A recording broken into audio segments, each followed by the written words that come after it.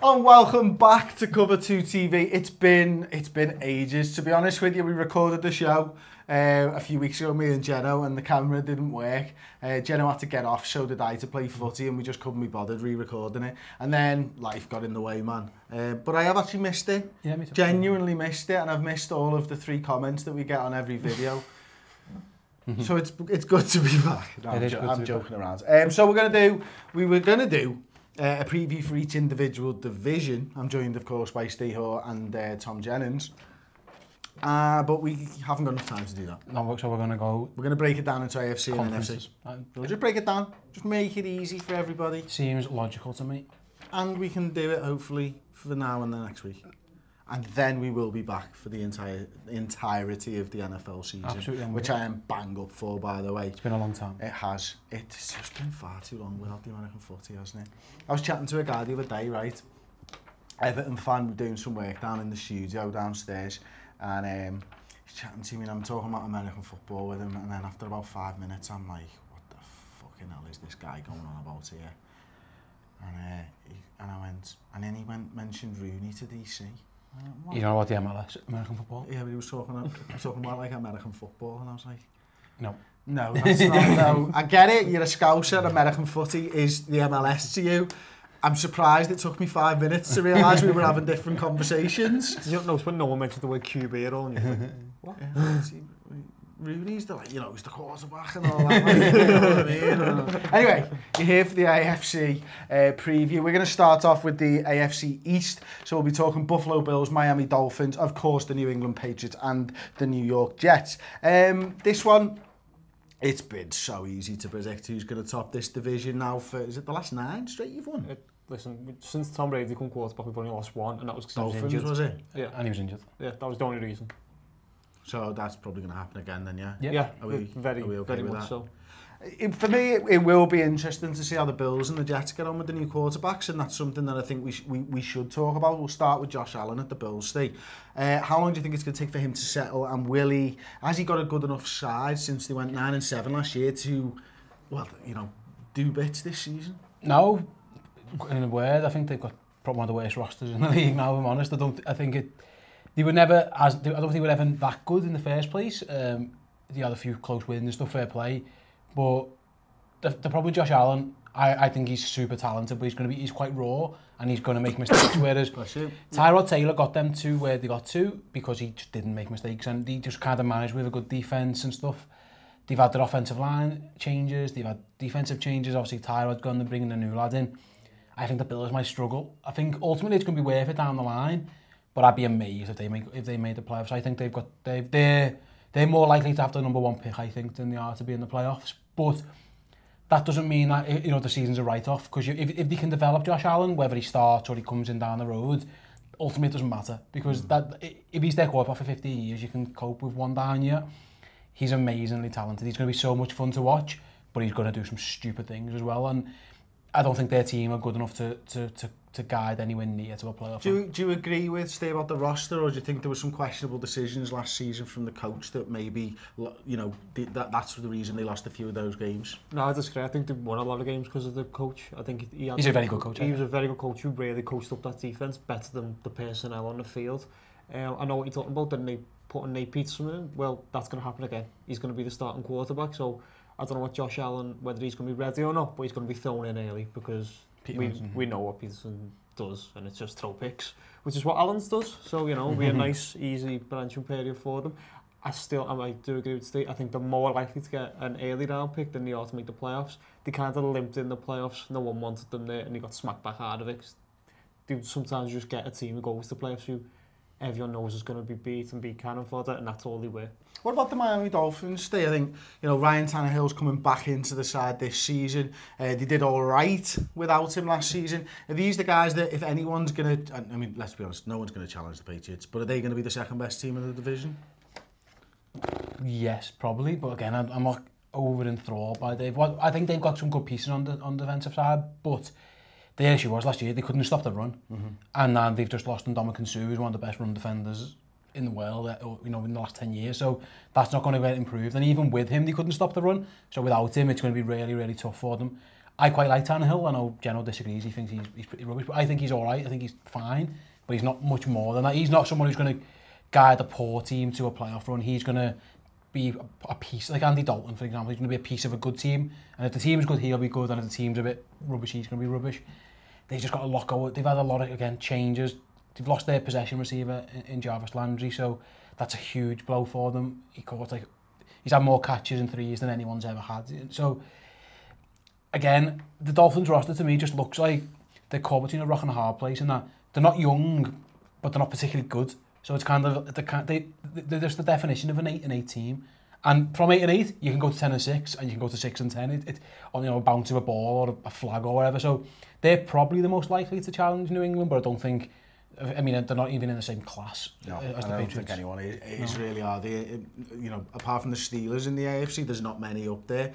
Look at his face turn then. What about the Jets then? What do you make of the Jets, you know? I don't know what to make of the Jets. Right now, you've got Teddy Bridgewater's actually outplaying Sam Darnold, and what Josh McCown's best guy, he's actually outplaying him. So now Jets are actually in a very good situation they've got 3 quarterbacks.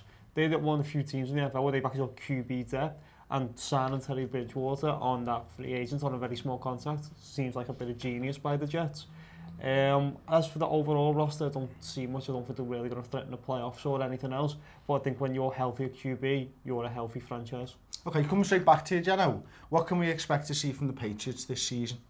To win the division, and then I don't think much more than that. With the wide this is not Geno, is it? This is not the Geno that we've grown accustomed to. Yeah, no, but we'll get to the FC Championship, but I only care about winning the Super Bowl or getting to the Super Bowl. Our wide receivers have looked poor. We're really struggling. I mean, Cordell Patterson, I think we might unlock him a little bit, but outside of that, I'm worried. And the defence, we've just signed a pass rusher, but our 2 first-round picks have both went down injured. I don't think this is going to be a Patriots dominant year. Will Father Time finally catch up to Tom Brady? No. He'll be amazing. But I will say that if he wins the Super Bowl, he will retire, so you just can be happy. He's amazing. So won't be happy if the Patriots win the Super Bowl. That's fine. Why would they be happy with that? Because it'd be the end of Tom Brady. Yeah. They'll just find someone else to plug in. I fucking hate Tom Brady, of course I do. But equally, you can appreciate that he's probably the best of all time. Oh, absolutely. Yeah. I think the defense is the main issue on New England. I don't care who's catching passes, because he turns average players into really good players. He's done that for his whole career. You know, he's won Super Bowls with probably worse rosters in terms of pass catches, and he's got the best tight end who's ever been alive. So, but defensively, again, they're not great against the run, and they haven't really got a pass rush. Well, Claiborne's come in and really providing a pass rush I've seen that guy play. He's fine. Again, he might be really good, but I don't think he's anything special. He's something. But the issue is, it's so hard to beat them, because they've got that guy at the back. They've got number 12, and they've got Bill Belichick. So they should 12-4 should be almost a norm for New England, which is it's absolutely crazy. But they're a good team when they play in a bum division. Then that's kind of where we are. Until one of these, unless Josh Allen or Sam Darnold, whoever can rise, it's going to be this way for a while. And with or without Brady, because those teams just aren't good. And they're not good because they keep constantly having to change to try and bridge that gap, because if you have to try and win your division first and foremost, and because no one can do it, they're constantly overhauling and changing. Someone's got to get there and put a bit of pressure on them, but I just don't see it. Okay, question before we move on to the AFC North. Who are going to be the starting quarterbacks for all 4 of those teams come week 16? 16? Or let's say 14. You know what I mean? Yeah, the end of the regular season. Brady, Tannehill, Darnold, Allen. Yeah, I agree. I think by then, both the Bills and the Jets will be out to play off. Right? I actually think they'll all start week 1 as well. Do you? Yeah. I think I wouldn't be surprised if Bridgewater gets traded at some point, and I think they're going to just stick. I think the Bills will go with Josh Allen. I think he's too talented, and I've seen Nate Pittman play, and why? What's the point? He isn't like Tyrod Taylor, where he's going to be safe and stuff. He's not that good anyway. So I think they'll both start. The interesting one's Bridgewater, because he's been really, really good. He looks back to us. You've seen him more than anyone, and when he's healthy, he's really good. And there's a few teams we're going to speak about later. I would be on the phone to the Jets right now to get him playing by week 3, week 4 for my team, because I think he's really, really good. I thought he was good. I was amazed he fell as far as he did in the draft, I think he's a really, really good player, so I'm surprised that the Jets got him for so cheap. Okay, onto the AFC North then. We got the Ravens, Bengals, Browns and Steelers in this one. And again, I think looking at it right now, you're probably looking at the Steelers to win the division once again. After that, who do you think's vying for second best thing? I think the Ravens are going to be quite good. I just don't see it. Only because... Not unless they get rid of Flacco. Which they might. I think they've got a good defence, and that's what might get them somewhere or thereabouts. The interesting one is when Lamar Jackson comes in and how are they going to sit him the whole year? Are they going to put him in for packages? It's one of those. What I would say, you know, John Harbaugh's brother got rid of a quarterback on the winning for a running quarterback, and it worked out quite well for him when he it's the am I right in saying that RG3's there as well? Yeah. The thing that gets me with the Ravens is that they've got a quarterback there who is probably going to be the starting quarterback, but the two backups playing a completely different style of football, which says to me that the coaches are clearly planning for something other than Joe Flacco. But the money's tied up into Joe Flacco. Exactly. So at some point, you've got to cut your losses and play the type of football that you want to play. I agree, and I think it won't be that long before they do it. That can happen though at the end of the season because Joe Flacco's money runs out at the end of this season, therefore they can just cut him. So swapping to him midway through the season is not going to kill any bank balances. It just would be now. So the setup to them get rid of Joe Flacco, and I think heavily challenge the Steelers for the first place in the AFC North. I think they're going to be quite good defensively anyway. I know they've had a few issues recently. They've had suspensions, a couple of injuries, but I think they're very talented there. Again, I think the Steelers will win the division quite comfortably. I don't think the Bengals will be terrible. I think, and I honestly have got no idea what the Browns are going to be because it's just so much change. I don't know. The roster's completely different than last year's almost. You know, I don't know who's going to play quarterback. I don't know. Sure, he's got to be Tyrod. Tyrod will start. Baker will play at some point, you would imagine. Although there's rumours that Baker's winning that battle as well. Baker's looked really good in pre-season. You know, they've got a new cornerback. They've got pass. You know, Myles Garrett was injured a lot last year, and he's come in. No one knows what's happening with Josh Gordon. Yeah, the wide receivers is an issue. So there's so many questions. I think it's almost impossible to judge what Cleveland are. You've kind of just got to wait and see. I think the Bengals... If you had to put money on the Browns winning a certain amount of games this season, what number would you pick? 4, 5, that range probably. 3. I'd go 3. Yeah. I'm not, you know, that's a really good season for them, to be fair. Like, they haven't had that for a long time. They've got a lot of talent. They've just, I don't think they're very well. I don't think Hugh Jackson's a very good coach. No. And this has got to be his last season now. I don't think he'll make it through the season. I think they'll sack him halfway through, and then that's when they'll put Baker Mayfield in. Possibly, yeah. And like I say, with Cincinnati, again going back to coaching, we're not the biggest Marvin Lewis fans. Their offensive line should be better. It was awful last year. If that can get improved, I think they've got a good running back. They've got weapons. If they're all I think if everyone stays healthy, they're really good. The issue is they've got lots of they've got an injury-prone wide receiver. They've got one of the most injury-prone tight ends in the league. But I think the Bengals could be decent, but I don't think they're ever going to be amazing. You know what I mean? I think they had that one chance a couple of years ago, and when that went, I think their chances kind of went with it. But I don't think I think the Ravens and Bengals, just because I think the AFC is pretty rubbish on the whole, I think they'll be in the wild card race come week 12-13 because if you look at the depth of this division, it's a pretty average division. Sorry, a conference. It's a pretty average conference, so they'll be there or thereabouts. Do you know, the Steelers, the Patriots, I mean, you've had their number for so many years now, and they've just not been able to get past you. They've got a chance maybe this season to get home field advantage in that. Whether that makes a difference, I'm unsure. But how do they go about beating you, saying that the Patriots and the Steelers both make it to the championship game? They go man-to-man, stop trying to go into the cover defence, because that's playing into Tom Brady's hands. They also just run Le'Veon Bell, just run him all day. So they need to keep Le'Veon Bell healthy and happy, and then just run him all day, and then go man-to-man, not cover defence.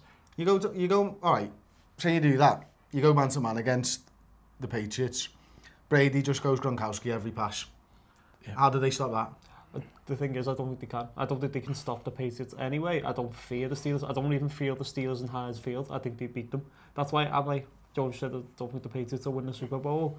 I don't know whether they win the AFC Championship or not, because if they play the Steelers, I think they'll beat them. Yeah, I think you try and get into a little bit of a shootout. So you don't necessarily stop New England. You just make the drives take a long time. You know, you don't try and work that way.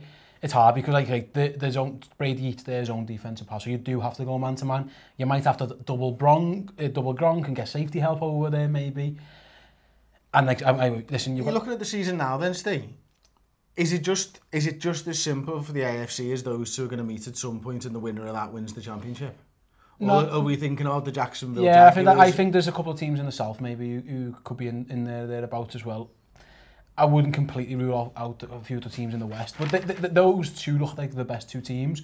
But I think it would be quite disrespectful to Jacksonville, who got there just to completely, and they've got Pittsburgh's number. You talk about the team who've got Pittsburgh's number, they've got Pittsburgh's number. So 80 points against them last season. Exactly. So the Steelers, I think, will be in the playoffs.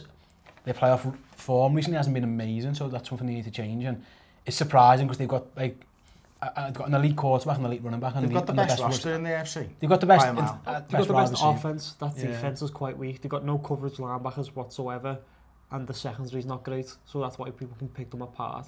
But offensively, they're loaded. Yeah.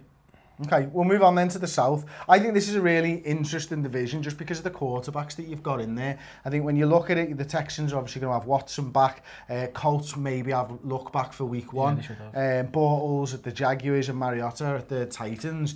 This, for me, feels like a really well-balanced division where you could almost see all the teams, you know, those divisional battles in this division could make all the difference to see who goes through to the playoffs or not. The worst team have got the best quarterback if he's healthy. Looks the best quarterback. He's replaced the Colts defense is the worst, and the best team have got the worst quarterback. Yeah, the Colts defense is horrendous. Like absolutely awful. It's like one of the worst. I don't know units or sides of the ball, whatever in the league. And Andrew Luck's gonna have to play out of his mind to keep them in games because it's absolutely horrendous. And I don't know, you know, he's had a year out, he's had a long issue with his shoulder, so he might not just come back and be Andrew Luck straight away. It's almost impossible to know again until you see it, but I think I'd be quite happy to rule the Colts out now. Yeah. Listen, 2 years down the line, they're in the middle of a rebuild, they're bringing young players in, they're developing their quarterback, they're trying to look after them, they're trying to develop their offensive line. Where's Luck on his rookie contract? He's just signed a new. He signed a big deal. Isn't he the highest paid player now? He was for a while until whoever's the next Cousins and Matt Ryan overtaking him. But he's amazing when he's healthy. He dragged crap Colts teams to the playoffs when he was 100%. I'm kind of basing this on, I don't think he's going to be there straight away. I'd kind of rule those out, and then the other three all look pretty good. Houston's the X factor. Yeah. You don't know what Deshaun Watson could do. We saw it early on, was he there for 7 games at the start of the season when he was just throwing absolute bombs. He's got the right he's got the right head coach to be that guy as well. And the right wide receiver in Hopkins. Yeah, Hopkins. They were the best scoring offense in the league when he played and the worst scoring offense in the league when he didn't play. So it's almost unfair to ask him to do that again. It's almost unsustainable how good he was in terms of putting up points. He was 30s, 40s, you know. He took the Patriots close, he took Seattle right at the end, he was absolutely incredible. And if he can do that, then they've got every chance of doing anything. And then flip it over, it's JJ Watt back, Whitney Merciless, Jadeveon Clowney, they are absolutely loaded again. So if everything breaks right, Houston could win the Super Bowl. That's quite easy. But again, I don't like building my team on ifs. I like on, you know, sure things, and there's probably one too many ifs for Houston to really contend. Where do you think what JJ Watt do you think we'll see this season, John? I don't know. I think we're seeing a JJ Watt in the decline. Big fells and back injuries aren't good. They never heal. I could see him being out for the season again. I mean, you don't want to say that, but I can see him by week 5 having another injury, being out for the season, and maybe having to retire him because that's what his career projections looking like. Or he could just come back as a monster and be like Rob Gronkowski-esque. So it could be either way. I think we just don't know. I think big fellas, back injuries, we don't know what's going to happen. What about the Tennessee Titans? They went 9-7 last season. Well, first of all, do you like the quarterback? Well, I like the quarterback. I just believe that the other system, which made no sense to anyone. I think Mariota having Derrick Henry and then Dion Lewis, who was fine when he's healthy, is going to really allow him to run around a bit more and create more plays, especially in like you want to introduce a lot of screen game, run Mariota right and then just throwing it over to Dion Lewis. You're going to have that. I'm really excited to see what they can do. I think the thing with the AFC South is I can't tell who's going to win this division. I don't know what you feel. I think like if the Jaguars get to the playoffs, they could be an absolute monster through it. I'm not even sure they will, because I can see most of these get split in divisional games, and most teams being about 9-7. I think it's going to be an easy one for the Jaguars. I think they're coming back full of confidence, and I think what happened to them last season will just make them stronger as a team. And they haven't got worse, have they? There's no way they got worse. That's it. And I think they'll know more about Bortles once again. The defense will be better, I believe, than last time out, and I think they're going to romp this one. I just see them steamrolling all of those teams in that division. The defense is ridiculous. It's incredible. I was mentioning before about Teddy Bridgewater. If I'm at Jacksonville, I would be on the phone to the Jets and just seeing what would you have. They seem quite happy with Bortles. They know what? He's winning games for them, to be fair. Now, whatever I think. I'm not sure he's winning games or they're winning games. I don't know. But listen, they won a lot. And listen, he was quite good in the playoffs, wasn't he? The first game against the Bills, he was horrendous. But the next two games, he played, especially Pittsburgh and New England, he played pretty well. I still think he's what's holding them back. So, if Fournette, he was banged up a bit, so if he can... Without that knee injury, he gets better. Yeah, and the defensively, it's unbelievable. It's absolutely incredible. They've got, Ramsey, I think, is the best cornerback in the league. Then, on the other side, one of the other best cornerbacks in the league. Then, Campbell... Jackson, it's just like Ngakwe, you could just reel names off and it's like an all-star team. I think they'll win. If I had to pick my division winner, I would go Jacksonville. Houston pushing them, and then Tennessee. Tennessee are just trying to be the Patriots. That's what they're trying to do. They're just getting Patriots coaching staff, Patriots GM, ex-Patriots players, and just, is that going to work? Well, if you're going to copy off a team, they're probably the best team to copy off. But so many teams have tried it and failed, and there's not been success from that route. A lot of ex-Patriots fail in the league, you're looking at the Manginis, the Crennels, it often doesn't translate. Bill O'Brien's probably the only one that's really had any type of success, and he hasn't even been amazing. And that, but that's heavily linked to the quarterback. For sure. Oh, absolutely. I'm not that. I think the more I watch Mariota, the less I like him. I've never liked him. I've never seen it, The less I liked him for a while, but it's more the running. I'm not sure about him. I think he's another 15 to 20 range kind of, which is fine. It's good enough. But is he good enough to take a good team and make them really, really, really good? I just don't know. I think this is kind of prove it year for him. This is the year where you see, all right then, here's an offense for you that makes sense. Is it year 4 now? Yeah, and don't forget though, last season they did get to the playoffs. They did beat the Jacksonville Jaguars twice. Yeah, they did. And the way he called his own pass to win the game, this is incredible stuff. I think this season you're going to see he needs to up his game and try and look like he's a possible top 10 QB. Otherwise, no, he is just a run-of-the-mill QB who will flash brilliance. Yep.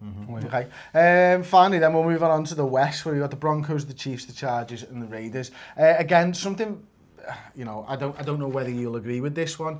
Case Keenum has obviously come over to the Broncos.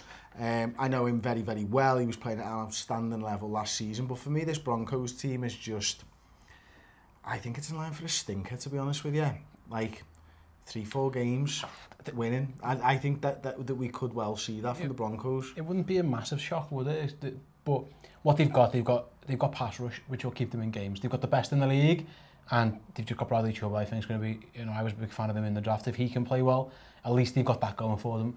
And that can hide a lot of mistakes. But this isn't the well-rounded defence that we saw win a championship a few years ago. They don't have the pressure up the middle. That was what that team had. They had Jackson and Wolf, was it? In the middle, and they haven't got that. So I'm with you. A lot of teams will try and run, just trying to hide their quarterback from getting killed by Von Miller. I'm not a big Case Keenum fan. I know he caught lightning in a bottle last year, and he played really well, but he was very well protected, and he was good.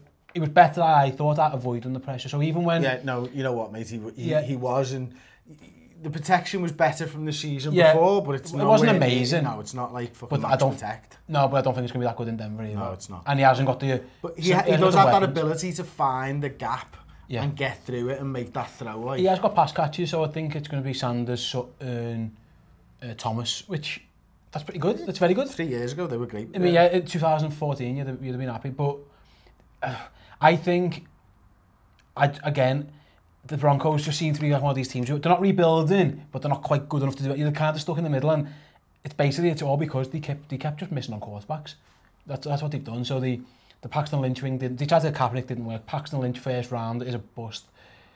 Trevor Siemian come in, was okay, fine, but not amazing. Now they've went and got Case Keenum, when of all the free agent quarterbacks who you'd call starters, he's probably the worst one of who was available last year.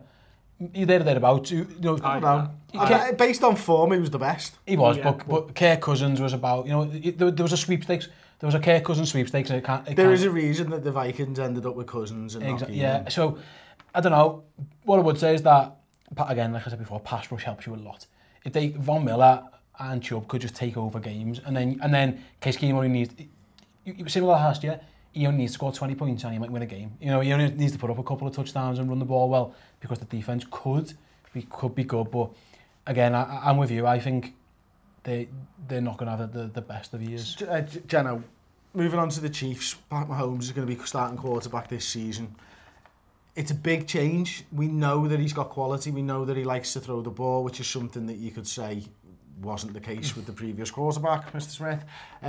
Do you think we're going to see the better from the Chiefs this season, or worse? Oh, we're going to see worse. Of course we are. It's going to be the bleeding out process of Patrick Mahomes. He's going to throw interceptions. He's going to lose them games, but he's going to show them what they might be in 2 years. And that's why they've went through. They need to know what Mahomes is, and they think they've got a superstar. But with most superstar QBs, they're not superstars from day one. Even you talking about Andrew Luck. Andrew Luck throws a lot of picks and puts his team in trouble, and then comes back. This is the kind of thing we're going to see from Mahomes. We're going to see what the wide receiving core can actually do. I think they'll look better on offense, they'll be statistically worse, but I think that defense is getting really old, and I think there's a lack of player quality in the defense. So I think we're looking at 8-8 maybe. Okay, probably arguably the second best tight end in the league. Yep. They've got Kareem Hunt coming off an unbelievable season last year.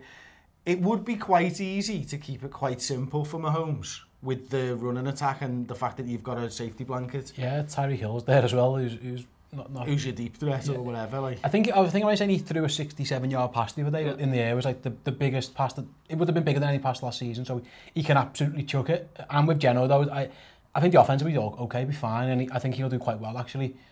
Defensively, they don't look particularly great. The only reservation I've got about writing them off is Andy Reid just gets teams to the playoffs. He doesn't do particularly well when he gets there, but he gets. Will he ever win a Super Bowl?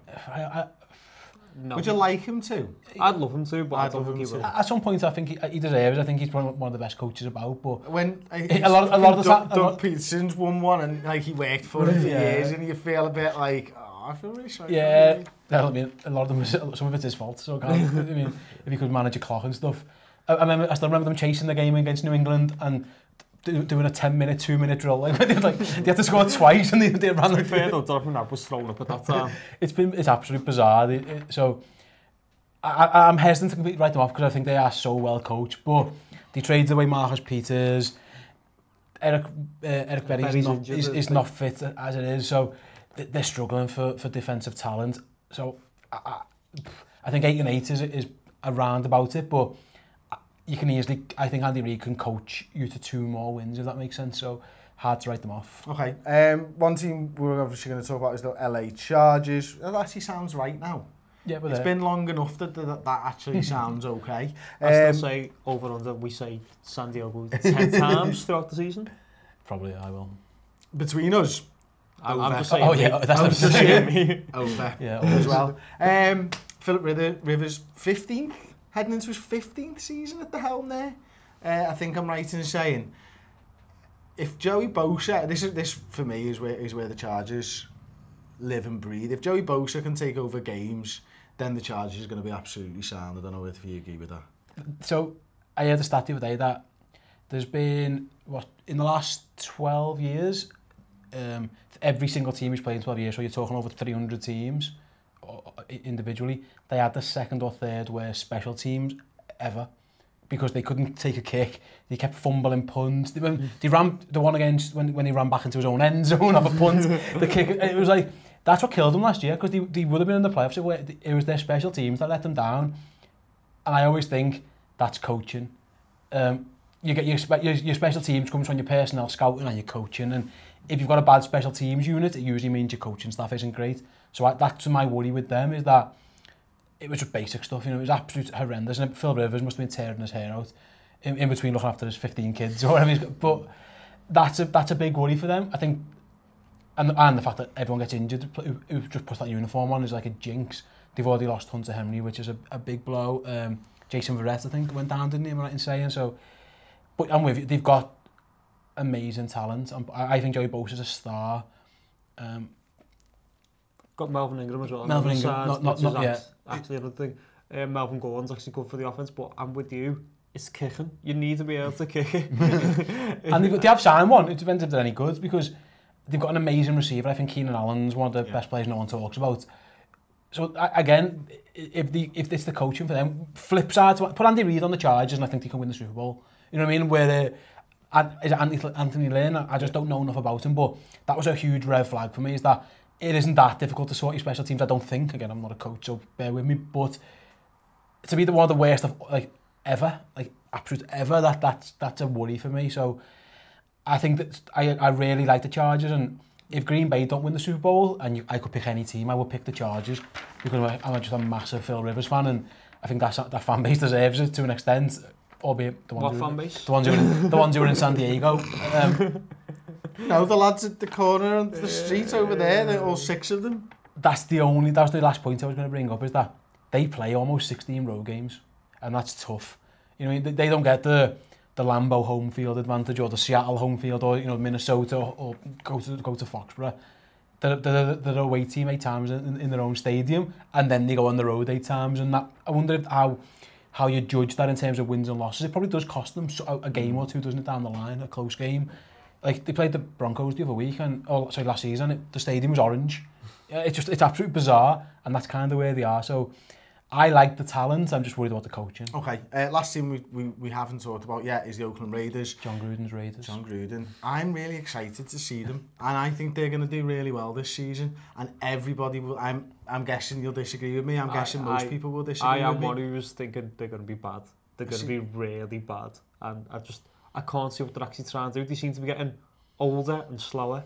And we spoke about this. That's the worst thing you can do in the NFL. You always want to get younger and faster, not older and slower. I'm not sure what Derek Carr is as well. Last season, all he seemed to do was want to throw it 4 yards when it's 3rd and 10. Like, well done, mate.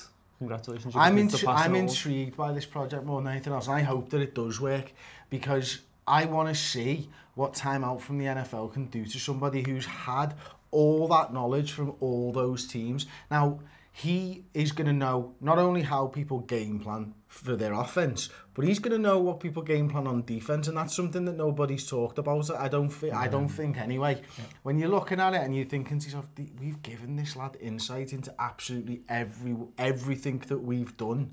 He is going to be able to turn that into something. He has got to be able to. The reports coming out of the Raiders camp is that Carr's already 4 times the player that he was 2 years ago. And, all right, yeah, you bring Marshawn Lynch out of retirement, and that's probably a pretty stupid move, to be fair. He's looked okay. He's actually, I was going to say, he looks good in pre-season, whether that's... The last time he played in the regular season, though, it wasn't his final swan song, was it? Let's be honest. It wasn't amazing last year. He's not going to have got faster. No. To quote you guys, you don't want to get slower. But I really, truly believe that this guy will coach them up to be a better offense. I think offense, you're right. I think defensively, they're horrendous. I mentioned about the Colts being the worst. They need to sort out who's the guy Khalil Mack. Even with him, they weren't amazing. So without him, they're going to be an absolute shambles. It's that, before I was mentioning the Colts being the worst defence, I was tempted to maybe put Oakland in that bracket as well. The secondary's been horrendous. It's been torched. Up front, they're not again, Khalil Mack's a star, so can't disregard him from this conversation. They're not very good at linebacker. They're not very good pass rushers. They're not good coverage. So safeties aren't particularly special.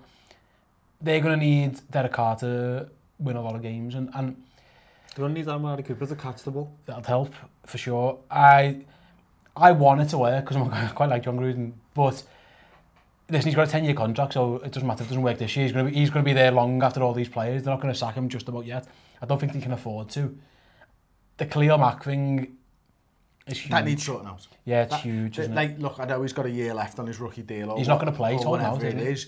They are stuck right now in. They will not enter contract talks with Khalil Mack until he turns up to training camp, and Khalil Mack will not go into training camp until the contract sort of started. So they're absolutely hands tied behind the back type of things at the moment, and they need to sort that out, or it will derail their entire season already. I'm with you, man. I'm not optimistic. I'm not optimistic for Oakland at all. But Gruden, Geno, he is a very strong-willed bloke who probably won't budge on this issue, and it might fuck them this season. It might actually end up being a better thing for the organisation long term. Yeah, I mean, if a coach shows strength and then says this is the way it is, then players have to respect him and they can't challenge him, they can't try and go upstairs, which is something we've seen at the Cowboys a lot, players going upstairs and getting upstage in what the coach says. So they're all in on Gruden. My issue with Gruden now is his time at Tampa Bay ended badly, and people seem to have like whitewashed that as if that didn't happen when he was after the Super Bowl win. Tampa Bay Buccaneers were bad. It was like 3 years of it, don't get me wrong. He inherited a very good team that was Super Bowl ready. He's not inheriting a very good team that's Super Bowl ready with the Raiders. He's got to build that from scratch because, again, we're struggling to name the players on the defence. We don't know who they are because all we see is them getting burned every week. So I don't know, can he, if he shows that he's strength and they went all in on him, so he's now got to prove it to everyone else. Do you think they might trade Khalil Mack? Do you think that's an option? I don't know. I think I truly believe that he has to kind of make a stand on this. I think I'd pay him because he's amazing. But if they haven't got the money, I know Oakland. Another issue they've got is the moving stadiums, the actual cash flow. It's all right saying you've got the salary cap, but the actual cash flow is hard to get because they don't get much money from their stadium as it is. There's not much sponsorship because they're leaving the city. So Oakland-based businesses aren't going to be ploughing money into them anymore. So when you give someone a guaranteed contract, you've got to, the money's got to go to them straight away, and they haven't got it to give them.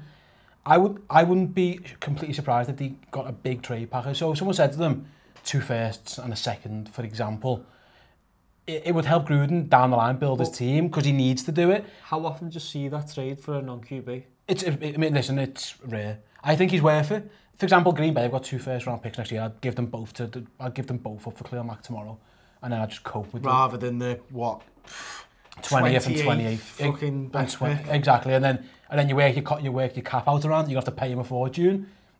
If you can afford, again, I don't know the Green Bay finances completely off me head, but it wouldn't be the biggest shock in the world if Gruden goes, I'm here for 10 years.